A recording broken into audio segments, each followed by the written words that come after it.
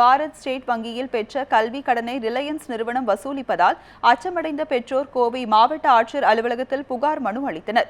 கோவை துடியலூர் அடுத்து வெள்ளக்கிணறு பகுதியைச் சேர்ந்த பத்மபிரியா கணவர் இறந்ததால் 2 பிள்ளைகளுடன் வசித்து வருகிறார்.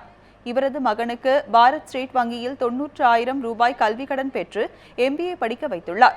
அவரது மகனின் படிப்பு முடித்து ஓராண்டு கடந்தும் கல்வி கடன் செலுத்த முடியாத சூழ்நிலை ஏற்பட்டுள்ளது. இந்நிலையில் ரிலையன்ஸ் நிறுவன அதிகாரிகள் உடனடியாக 1,30,000 ரூபாயை செலுத்த வேண்டும் என நிர்பந்தப்படுத்தியுள்ளனர். இதனையடுத்து மாவட்ட ஆட்சியர் அலுவலகத்தில் மனு கொடுத்த பத்மபிரியா முழு தொகையும் உடனடியாக செலுத்த இயலாது எனவும் தங்களை வற்புறுத்தினால் இறப்பதை தவிர வேறு வழியில்லை எனவும் வேதனை தெரிவித்தார்.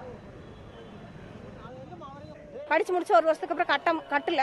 அதனால் எங்களுதெல்லாம் ரிலையன்ஸுங்கிற ஒரு நிறுவனத்துக்கு வித்துட்டதுக்காக பேங்க்லேருந்து தகவல் வந்துச்சு. ரிலையன்ஸ் இதிலிருந்து எங்களுக்கு லெட்டர் வந்துருக்குதுங்க. அவங்க வந்து ஒரே தவணையாக கட்டி முடியுங்கிறாங்க, இல்லைனா 6 மாதத்துக்குள்ளே கட்டி முடியுங்கிறாங்க. அந்த அளவுக்கு கட்டுற அளவுக்கு எங்ககிட்ட வசதி இல்லை. நாங்கள் வறுமை கோட்டு கீழே இருக்கிற மக்கள். எங்களால் அந்த அளவுக்கு அந்த தொகையை வந்து உடனே ஒரே இதில் கட்டவோ 6 மாதத்துக்குள்ளே கட்டவோ முடியாது எங்களால். அதனால் எங்களுக்கு வந்து கல்வி கடனுக்கான கால அவகாசம் எத்தனை வருஷம் பீரியட் இருக்குதோ அந்த 10 வருஷம் இதில் நாங்கள் வட்டியும் அசலுமா கட்டுறக்கு எங்களுக்கு கால நீட்டிப்பு வேணும்.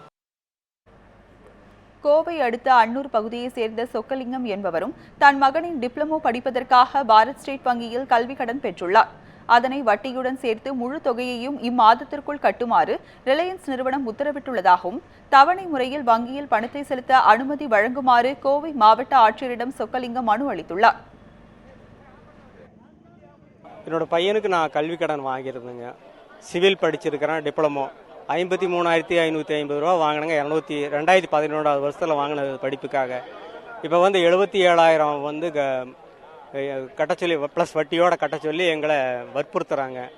முழு தொகையும் கட்ட சொல்லி இந்த 30ஆம் தேதியே கட்ட சொல்லி எங்களை வற்புறுத்துறாங்க. எங்களுக்கு என்ன பண்ணுறதுனே தெரியலைங்க. அதனால மனு கொடுக்க வந்திருக்கிறோம்.